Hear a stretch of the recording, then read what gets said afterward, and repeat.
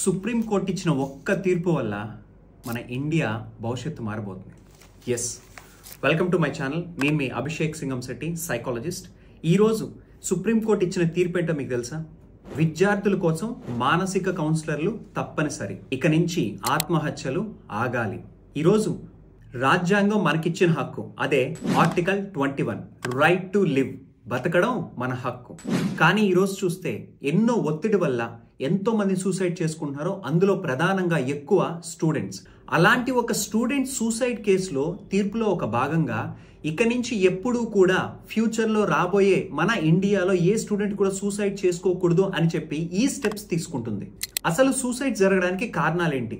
Academic stress, mental stress, raggings, లైంగిక వేధింపులు, ఇలాంటివి ఎన్నో కారణాలు. మరి ఈరోజు ఇటువంటివన్నిటికీ కూడా వన్ స్టాప్ సొల్యూషన్ ఏంటి అని సుప్రీంకోర్టు భావించింది.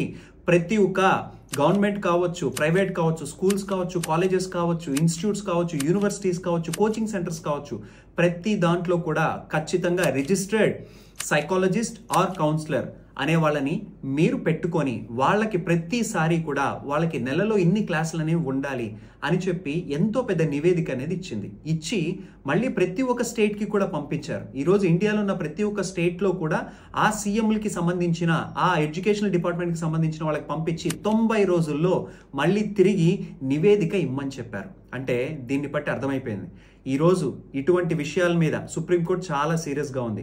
ఇక నుంచి రాబోయే రోజుల్లో నాకు తెలిసి ప్రతి ఒక్క స్టూడెంట్ హ్యాపీగా తన లైఫ్ని లీడ్ చేయగలరు. ఫైనల్లీ అసలు స్టూడెంట్స్ సూసైడ్ చేసుకోవడానికి మెయిన్ రీజన్ ఏంటో కింద కామెంట్ చేయండి. ఆ కామెంట్స్లో కొన్ని కామెంట్స్ తీసుకొని ఫైనల్గా మీకోసం ఎక్స్క్లూజివ్గా వాటిని మీరు ఎలా ఓవర్కమ్ చేయాలో నేను చెప్తాను. ఇలాంటివి అద్భుతమైన వీడియోస్ మిస్ అవ్వకూడదంటే మీరేం చేయాలో మీకు తెలుసు.